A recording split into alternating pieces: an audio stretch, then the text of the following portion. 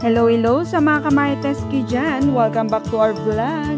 Latest chika natin kay Casey Concepcion na ngayon lang niya shinare ang girls lunch nila with Bella Padilla and Adrian Concepcion. Yes, kasi po ito ay throwback ganap nila sa Daku. Ayan, Balay Daku, Tagaytay. Tama ba?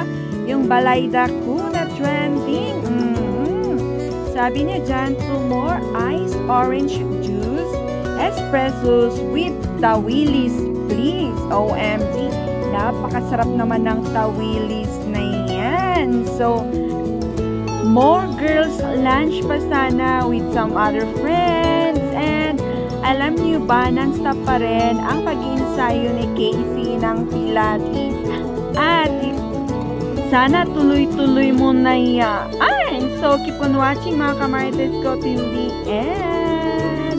Abangan natin ang pag-lose weight ni Casey. Kasi nga po, sumusobra na rin yung mga bashers niya sa pag-iba ng kanyang katawan. Ayun. So, keep on watching.